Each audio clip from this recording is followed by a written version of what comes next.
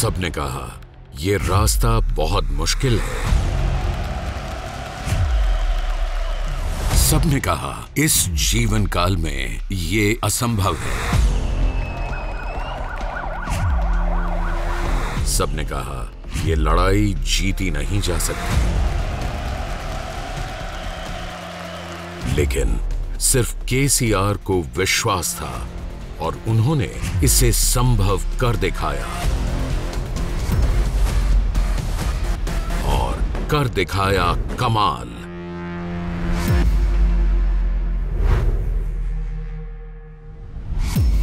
दशकों तक संयुक्त आंध्र प्रदेश राज्य के भीतर अधिकारहीन रहने के बावजूद तेलंगाना की जनता कभी पीछे नहीं हटी। उसने अपनी पहचान, समान अधिकारों, संसाधनों और अवसरों के लिए लड़ाई जारी रखी और आखिरकार एक शक्तिशाली जन आंदोलन और जनता के अपने केसीआर के नेतृत्व में तेलंगाना राष्ट्र समिति ने तेलंगाना राज्य हासिल किया। I think the eyes out. The bill is passed. 2 जून 2014 के चंद्रशेखर राव ने नवगठित राज्य के पहले मुख्यमंत्री के रूप में शपथ ली। कल्वकुंट्ला चंद्रशेखर राव ने नेनु। इसके साथ ही उन्होंने तेलंगाना के लोगों के लिए एक नई पहचान, एक नई आशा और एक नया सवेरा लाने के अपने वादे को पूरा कर दिखाया। अब तेलंगाना को नए सिरे से बनाने की जरूरत है। तेलंगाना को पुनः विकास की जरूरत है।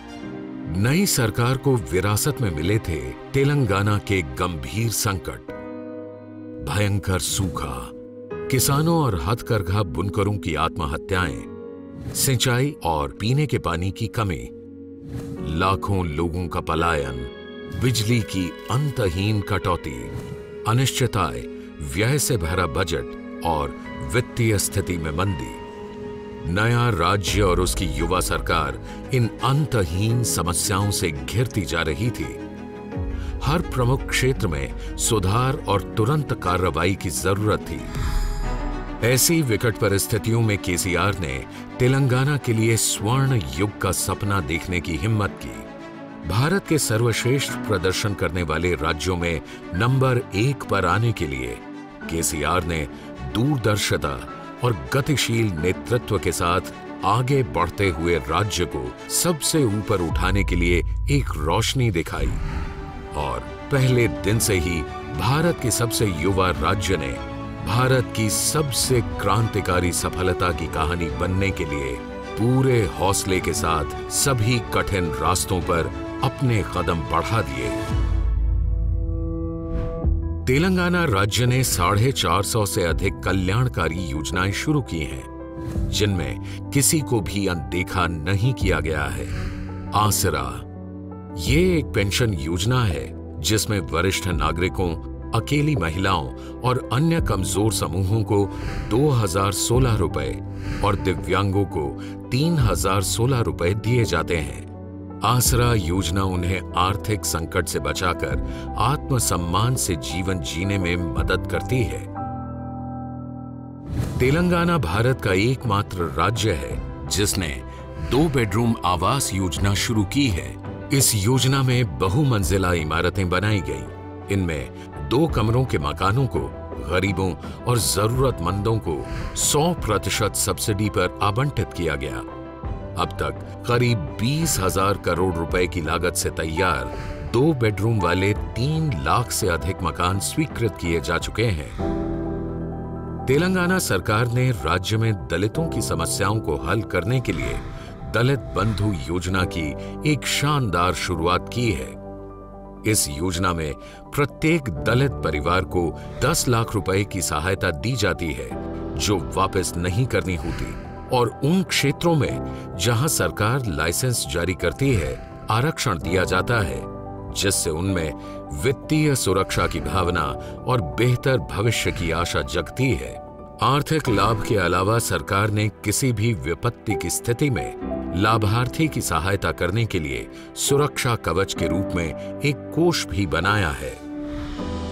SC/ST उद्यमियों के विकास और क्षमता निर्माण पर विशेष ध्यान देने के साथ तेलंगाना सरकार ने टी प्राइड योजना की शुरुआत की, जिसमें दलित उद्यमियों के तेजी से विकास के लिए विभिन्न प्रोत्साहन प्रदान किए गए। बाल विवाह को रोकने और लड़कियों के परिवारों के वित्तीय बोझ को कम करने के लिए मुख्यमंत्री ने कल्याण लक्ष्मी और शादी मुबारक योजना की घोषणा की, जो भारत में अपनी तरह की पहली योजना है। इस योजना में परिवारों को अपनी बेटियों की शादियों के लिए 1,116 रुपए की आर्थिक सहायता दी जाती है। अब तक इस योजना ने 11 लाख से अधिक परिवारों को कर्ज से बचाया है। तेलंगाना के सभी क्षेत्रों में बीड़ी बनाने जैसे छोटे उद्योगों के कारीगरों और दैनिक मजदूरों सहित संघर्षरत समुदायों के उत्थान के लिए अपनी तरह की पहली कल्याणकारी योजनाएं शुरू की गई हैं। भेड़ पालन करने वाले लोगों के लिए भेड़ वितरण अभियान जैसे प्रोत्साहनों ने लोगों का दिल जीत लिया है। सिरिसिला जैसे स्थानों के बुनकरों को संकट से निकाला गया है। पूरे तेलंगाना में बड़े पैमाने पर उत्थान की कहानियां सामने आ रही हैं, एक ऐसे नेता के नेतृत्व में जिसने जैसा बोला वैसा करके भी दिखाया। पीने के पानी के क्षेत्र में एक क्रांति, मिशन भगीरथ। इस महत्वपूर्ण कार्यक्रम को युद्ध स्तर पर शुरू किया गया है ताकि तेलंगाना के हर घर को नल उपलब्ध कराया जा सके और हर व्यक्ति को मिले साफ, सुरक्षित और प्रचुर मात्रा में पीने का पानी। ये विभिन्न आकारों में पाइपलाइनों का एक ऐसा विशाल नेटवर्क है जो 2 लाख किलोमीटर से अधिक फैला हुआ है। एक चौंका देने वाली लंबाई जो 5 बार पूरी दुनिया को नाप सकती है। 46,000 करोड़ रुपए से अधिक की लागत वाला मिशन भगीरथ पूरे राज्य में प्रतिदिन 3,000 मिलियन लीटर सुरक्षित पेयजल की आपूर्ति करता है। देश में पहली बार तेलंगाना एकमात्र ऐसा राज्य है जिसने अपने नागरिकों के हर घर में पीने का पानी मुफ्त उपलब्ध कराया है। मिशन भगीरथ ने राज्य में फ्लोराइड मुक्त सुरक्षित पेयजल उपलब्ध करा के भारत में इतिहास रचा है। तेलंगाना अब केंद्र सरकार के जल जीवन मिशन के साथ ही साथ देश की 11 राज्यों के सरकारों के लिए एक रोल मॉडल है। मैं अभिनंदन करना चाहता हूं तेलंगाना की सरकार का कि एक भी घर ऐसा नहीं है जहां पीने का पानी लेने के लिए किसी गरीब को, मां को और बेटी को बाहर जाना पड़े। जब तेलंगाना की पहली सरकार ने कार्यभार संभाला तो राज्य बिजली की गंभीर कटौती से जूझ रहा था। नवगठित राज्य में बिजली आपूर्ति क्षमता कम, अनियमित और अनुपातहीन थी। मुख्यमंत्री ने तत्काल कार्रवाई की। विभिन्न क्षमताओं के सैकड़ों सबस्टेशन युद्ध स्तर पर बनाए गए और राज्य डिस्कॉम को अधिकार दिया गया। इन कदमों ने राज्य को विद्युतीकृत किया। राज्य गठन के 200 दिनों के भीतर केसीआर ने 24 घंटे बिजली पूर्ति का वादा पूरा किया। तेलंगाना में आज कहीं भी बिजली कटौती नहीं होती है और तेलंगाना एकमात्र भारतीय राज्य है जो सभी क्षेत्रों को 24 घंटे हर दिन उच्च गुणवत्ता वाली बिजली की आपूर्ति करता है। 2014 में स्थापित बिजली क्षमता 7,600 मेगावाट से बढ़कर मात्र 7 साल में यानी 2021 में 17,305 मेगावाट हो गई है और 2023 तक तेलंगाना अपनी कुल बिजली क्षमता को 25,000 मेगावाट के प्रभावशाली लक्ष्य तक पहुंचा देगा। केसीआर के दूरदर्शी नेतृत्व में अल्ट्रा मेगा पावर प्रोजेक्ट्स के पूरा होने के साथ इसे हासिल किया जाएगा।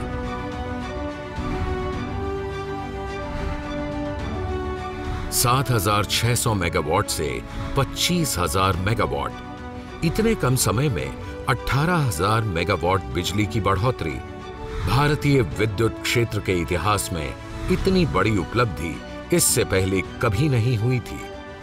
आज प्रति व्यक्ति बिजली की खपत के मामले में तेलंगाना देश में सबसे आगे है।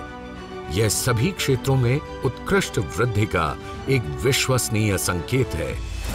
केसीआर के नेतृत्व वाली सरकार अक्षय ऊर्जा क्षेत्र में भी पूरी शक्ति से गतिशील है। तेलंगाना अपनी सोलर पावर क्षमता को भी तेजी से बढ़ा रहा है। इसकी सोलर पावर की स्थापित क्षमता केवल 6 वर्षों में 50 गुना बढ़ गई है। 2014 में मात्र 70 मेगावाट से ये 2021 में 4,478 मेगावाट तक पहुंच चुकी है। आज का तेलंगाना पूरे देश के लिए भविष्य के विद्युत विकास का एक महत्वपूर्ण उदाहरण है।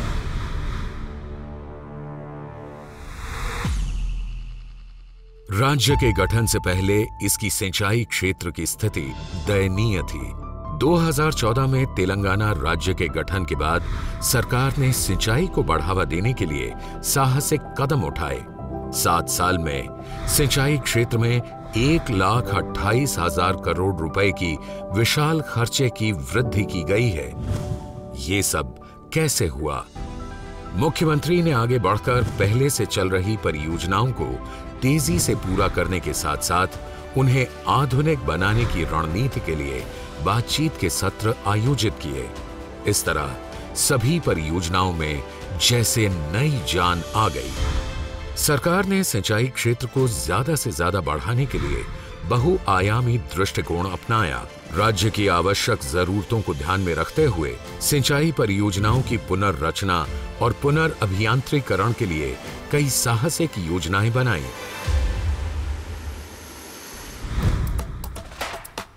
पालामुरू, रंगारेड्डी और सीतारामा लिफ्ट सिंचाई परियोजनाएं, देवादुला लिफ्ट सिंचाई योजना और कालेश्वरम लिफ्ट सिंचाई योजना। कालेश्वरम मल्टी स्टेज लिफ्ट सिंचाई योजना दुनिया की सबसे बड़ी लिफ्ट सिंचाई परियोजना है। गोदावरी के पानी को 90 मीटर से 618 मीटर की ऊंचाई तक उठाने के लिए एक नए रूप से निर्मित की गई विशाल परियोजना, जिसने तेलंगाना की प्यासी भूमि तक पानी पहुंचाने का दुष्कर काम पूरा किया। एक समय असंभव लगने वाली कालेश्वरम मल्टी स्टेज लिफ्ट सिंचाई योजना तेलंगाना सरकार द्वारा हासिल की गई एक ऐसी बेमिसाल उपलब्धि है, जिसके तहत गोदावरी नदी पर 3 बैराजों के साथ 20 mega volume water lift, 22 pump house, 20 तालाबों, सुरंगों, पाइपलाइनों और नहरों का लगभग 2000 किलोमीटर लंबा नेटवर्क, सब कुछ सिर्फ 36 महीने के रिकॉर्ड समय में पूरा किया गया। ये परियोजना 45 लाख एकड़ जमीन के लिए पानी की आवश्यकता को पूरा करेगी और ये 2 फसलों के लिए पानी देगी। इसका मतलब है कि 90 लाख एकड़ जमीन सोना उगलेगी। इसके साथ ही सरकार ने मिशन काकतीय भी शुरू किया। 11वीं सदी के काकतीय राजवंश के छोटे सिंचाई टैंकों और जल निकायों के तरीकों को 21वीं सदी में दोबारा अपनाया। बेकार पड़े 46,531 मौजूदा टैंकों को साफ किया गया और 22,000 करोड़ रुपए का निवेश किया गया। मिशन काकतीय को तेलंगाना के भूमिगत जल स्तर को बढ़ाने के लिए नवनिर्मित किया गया, ताकि राज्य की हर कृषि योग्य भूमि तक पानी पहुंचे, पशुओं की देखभाल हो और ग्रामीण अर्थव्यवस्था को बढ़ावा मिले। तेलंगाना सरकार के अविश्वसनीय योगदान से सिंचाई क्षेत्र में 2014 से 2021 तक 119% की वृद्धि हुई है। तेलंगाना में पानी की वृद्धि से मत्स्य पालन उद्योग को बढ़ावा मिला, जिससे आज तेलंगाना भारत में अंतर्देशीय मत्स्य पालन में प्रथम स्थान पर है। तेलंगाना के कृषि क्षेत्र में भी बदलाव आया उन नए सुधारों के कारण, जिनका लक्ष्य है न केवल किसानों की परेशानी को कम करना, बल्कि उन्हें अधिक सशक्त बनाना, जिससे किसान अपना भाग्य खुद बदल सके। ये सब संभव हो पाया क्योंकि इस सरकार में वादों को पूरा करने की राजनीतिक इच्छा शक्ति है, जिसमें विचार मंथन और योजनाओं में सभी लोगों को भागीदार के रूप में शामिल करना और कृषि सुधारों की विस्तृत योजनाओं को लागू करना था। जो देश में पहले कभी नहीं हुआ। आज तेलंगाना में किसान मंच योजना में 5000 एकड़ क्षेत्र के प्रत्येक खेत को एक समूह के अंदर संरक्षित किया गया है, जो एक कृषि विस्तार अधिकारी के अंतर्गत रखा गया है। कुल 2601 समूहों के साथ ये भारत के लिए एक नया सिद्धांत है। किसान मंच एक पुल है किसानों और कृषि विस्तार अधिकारियों के बीच। यह किसान की वित्तीय, खेती और पशुपालन से जुड़ी समस्याओं के लिए बेहतर समाधान उपलब्ध कराता है। किसान बीमा योजना किसी भी दुखद और अप्रत्याशित घटना के लिए 100% प्रीमियम देने वाली बीमा योजना है। किसान बंधु योजना, जिसमें रबी और खरीफ की फसल के लिए हर साल 100% निवेश इनपुट सब्सिडी के तहत प्रति एकड़ 10,000 रुपए की गैर वापसी आर्थिक मदद दी जाती है। तेलंगाना की किसान बंधु योजना भारत सरकार की पीएम किसान योजना के लिए एक रोल मॉडल है। पिछले 7 वर्षों में सरकार ने उन सुधारों को लागू करने के लिए 50,448 करोड़ रुपए खर्च किए हैं। उन्हीं की बदौलत तेलंगाना का किसान अब आधुनिक युग में प्रवेश कर रहा है। आज किसान नवीन और वैज्ञानिक कृषि विधियों जैसे सूक्ष्म सिंचाई, ड्रिप सिंचाई, फसल परिवर्तन, ग्रीन हाउस और पॉली हाउस आदि को अपने प्रयोग में शामिल कर रहे हैं। वे नई किस्मों की फसल उगा रहे हैं और अपने खेतों का मशीनीकरण कर रहे हैं, और इन सब के प्रभाव से हो रहा है बदलाव। कृषि के लिए 24 घंटे मुफ्त उच्च गुणवत्ता वाली बिजली भारत में पहली बार, ये एक बहुत बड़ी उपलब्धि है। बिना किसी टैक्स के कृषि के लिए पानी। कपास उत्पादन में तेलंगाना प्रथम स्थान पर है। 35 लाख से अधिक किसानों पर 22,000 करोड़ रुपए से अधिक के कर्ज माफ किए गए। 2018 में कई दशकों में पहली बार तेलंगाना में किसी भी किसान ने आत्महत्या नहीं की। कृषि क्षेत्र के उत्पादन में 8 गुना वृद्धि देखी गई। 15वें वित्त आयोग ने भू अभिलेखों के डिजिटलीकरण में तेलंगाना राज्य को दूसरे स्थान से सम्मानित किया। भारत में पहली बार तेलंगाना ने बीजों का ऑनलाइन प्रमाणन शुरू किया। आज तेलंगाना के किसान धान उत्पादन में नंबर 1 बनने के लिए पंजाब को प्रतियोगिता दे रहे हैं। इसमें से कुछ भी केसीआर के नेतृत्व के बिना संभव नहीं हो सकता था, जो अपने लोगों की भलाई के लिए 24 घंटे कार्यरत हैं। तेलंगाना ने जिन प्रमुख क्षेत्रों में काम किया है, उनमें से एक है स्वास्थ्य सेवाएं। कंटी वेलुगु दुनिया का सबसे बड़ा नेत्र जांच शिविर, जो निशुल्क आंखों की जांच से लेकर फ्री चश्मे और सर्जरी, आंखों की देखभाल और गंभीर नेत्र रोगों की रोकथाम के बारे में जागरूकता पैदा करते हुए 2018 से अब तक करीब 3.5 करोड़ की आबादी तक उपचार पहुंचा चुका है। नए मेडिकल कॉलेजों और अस्पतालों के साथ हर मोहल्ले में भी व्यापक बदलाव आ रहा है। बस्ती दवाखाना प्राथमिक स्वास्थ्य केंद्रों का एक ऐसा नेटवर्क है जो शहर की हर बस्ती में गरीबों की सेवा में उपलब्ध है।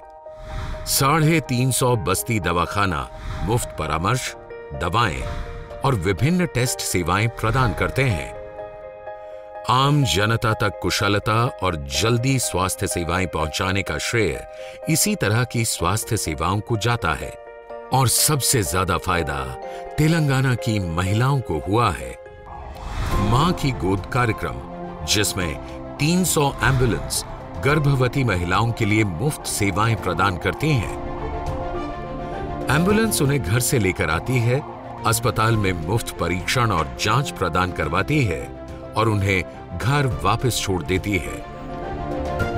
स्वास्थ्य लक्ष्मी योजना गर्भवती और स्तनपान कराने वाली महिलाओं के साथ साथ शिशुओं की भी देखभाल करती है, उन्हें कुपोषण से बचाती है और उनके संपूर्ण पोषण संबंधी जरूरतों को पूरा करती है। यह कार्यक्रम नियमित और संतुलित भोजन प्रदान करता है ये 19 लाख से अधिक स्तनपान कराने वाली माताओं, 5 लाख से अधिक शिशुओं और 25 लाख से अधिक गर्भवती महिलाओं तक पहुंच चुका है। और ये सब यहीं खत्म नहीं होता। गर्भवती माताओं को एक बालक के जन्म के लिए 12,000 रुपए और एक बालिका के लिए 13,000 रुपए की आर्थिक सहायता दी जाती है। केसीआर किट के सहयोग से जन्म के बाद भी परिवार का ख्याल रखा जाता है। सभी गर्भवती माताओं के स्वास्थ्य और पोषण संबंधी आवश्यक 16 वस्तुओं का विशेष उपहार। यह किट नए माता पिता के लिए बहुत लाभकारी है, खासकर उनके लिए जिनके पास खुद सामान खरीदने के साधन नहीं है।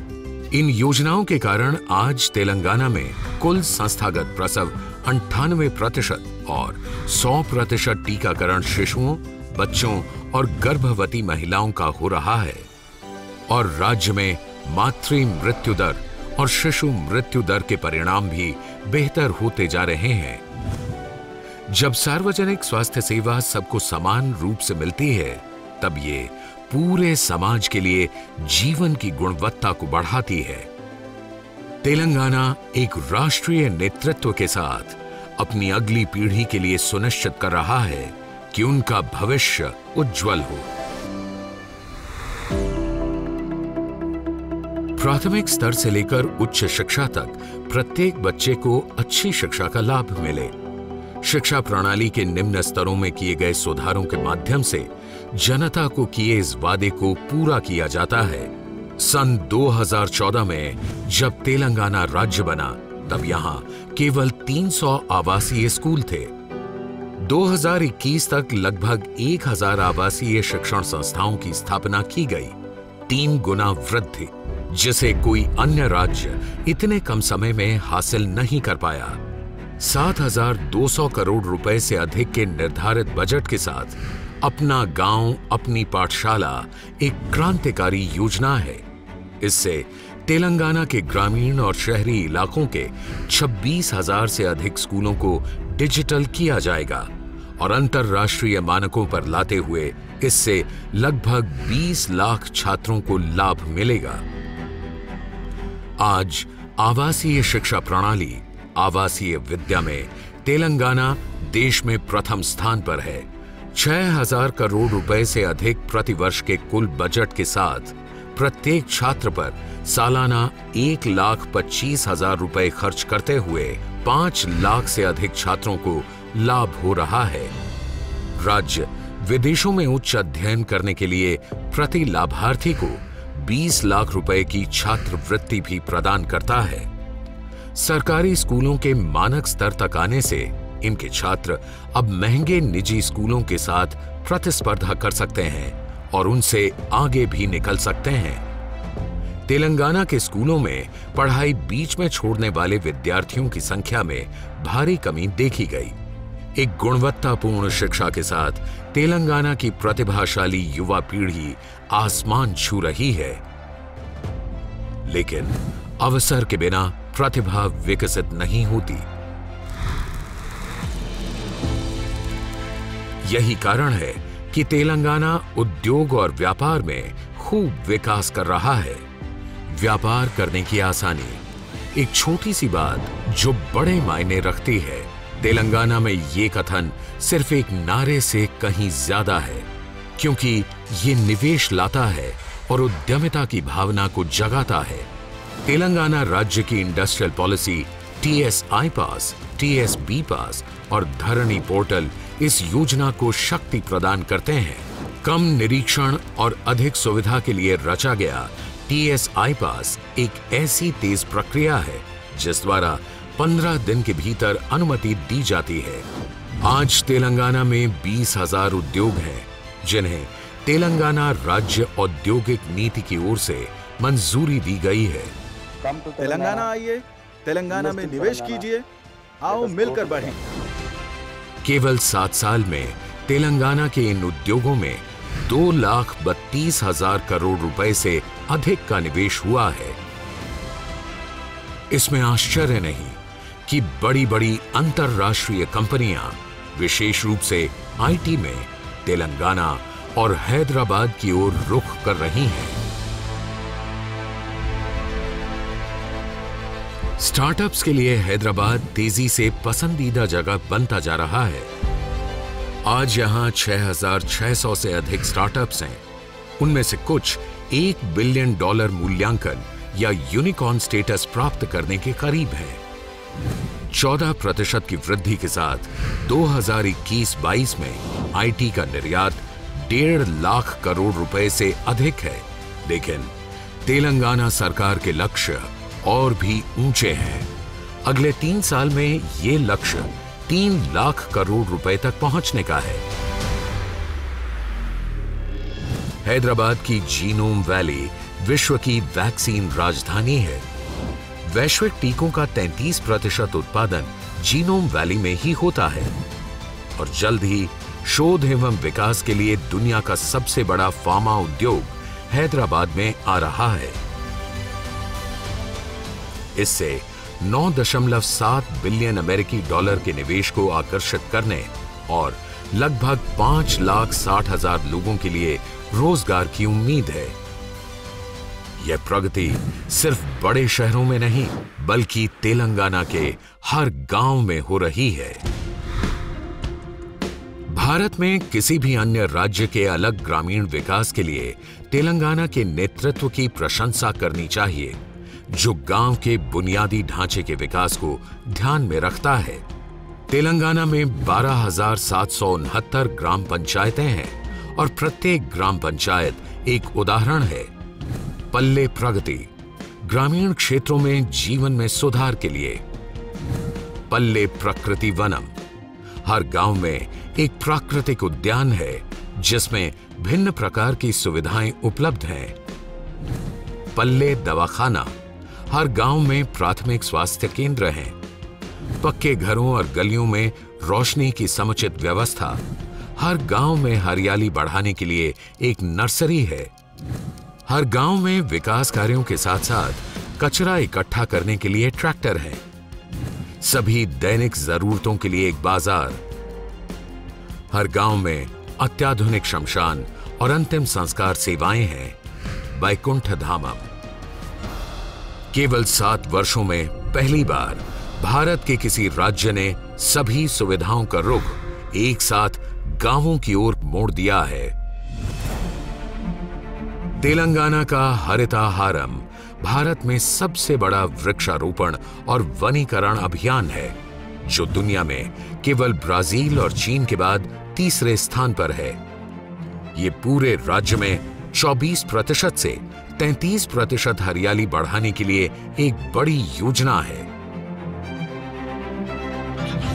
इसके तहत राज्य भर में 242 करोड़ पौधे लगाए जा चुके हैं।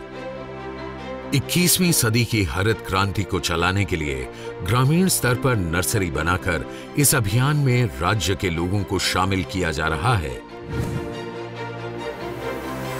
आम आदमी को साथ लेते हुए हरिताहारम योजना ने बड़ा संदेश दिया है कि सरकार जलवायु परिवर्तन से लड़ने में हमेशा आगे है।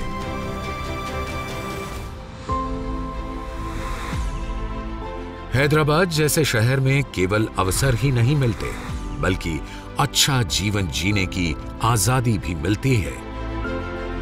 तेलंगाना ने सड़कों और पुलों के लिए 7,000 करोड़ रुपए की राशि से शहरों के विकास को गति दी है। इसके म्युनिसिपल कॉर्पोरेशन बजट का 10% हरित बजट के रूप में रखा गया है। आज तेलंगाना गर्व के साथ दावा कर सकता है कि उसके पास कानून और व्यवस्था का सबसे अत्याधुनिक ढांचा है। शी टीमें विशेष रूप से महिलाओं की सुरक्षा के लिए सतर्क, आधुनिक और उच्च तकनीक वाला पुलिस सिस्टम, हाईटेक उपकरणों से लैस पुलिस की गाड़ियां। देश में पहली बार प्रदेश के प्रत्येक पुलिस थाने को मासिक पुलिस थाना रखरखाव फंड और जोखिम भत्ते के रूप में यातायात पुलिस को 30% अतिरिक्त वेतन। High tech world class police command control centre. राज्य सरकार ने तेलंगाना के भव्य सांस्कृतिक और आध्यात्मिक संस्कृतियों और सभी धर्मों के त्योहारों को मनाने के साथ सामाजिक ताने बाने को मजबूत किया है। राज्य के प्रमुख त्योहारों में से एक बथुकम्मा फूलों का त्योहार है, जिसे तेलंगाना की महिलाओं द्वारा दुनिया भर में बड़े पैमाने पर मनाया जाता है।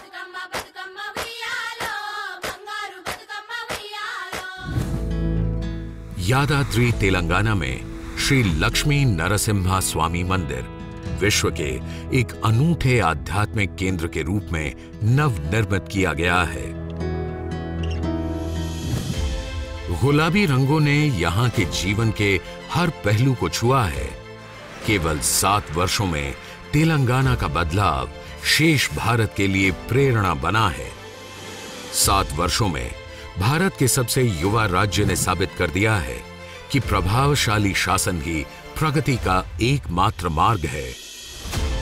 अच्छी योजनाएं और लोगों के अनुकूल प्रशासन दोनों के मेल से ये जीत संभव हुई। तेलंगाना की प्रति व्यक्ति आय दोगुनी से अधिक हो गई है। 2014-15 में 1.24 लाख रुपए से बढ़कर 2021-22 में 2.78 लाख रुपए। तेलंगाना का सकल घरेलू उत्पाद 128% बढ़ चुका है। 2014-15 में 5.06 लाख करोड़ रुपए से बढ़कर 2021-22 में 11.55 लाख करोड़ रुपए। आज राजनीतिक गलियारे के दोनों ओर तेलंगाना के इस कदम की तारीफ हो रही है। भारत सरकार के नीति आयोग और भारतीय रिजर्व बैंक ने तेलंगाना को एक उच्च आर्थिक प्रदर्शक के रूप में घोषित किया है। तेलंगाना संयुक्त राष्ट्र के सतत विकास लक्ष्यों को हासिल करने वाला भारत का शीर्ष राज्य है। तेलंगाना के 7 गांवों को भारत की सांसद आदर्श ग्रामीण योजना के अंतर्गत सम्मानित किया गया और 19 गांवों के लिए ग्रामीण विकास मंत्रालय भारत सरकार द्वारा राष्ट्रीय पुरस्कार प्रदान किया गया है। सिर्फ 7 साल में तेलंगाना ने खुद को देश और दुनिया के सामने विकास के एक मॉडल के रूप में साबित किया है। भारत के सबसे वंचित राज्यों में से एक रहे तेलंगाना की तरक्की और राष्ट्रीय मंच पर शीर्ष प्रदर्शन आश्चर्यचकित करने वाले हैं।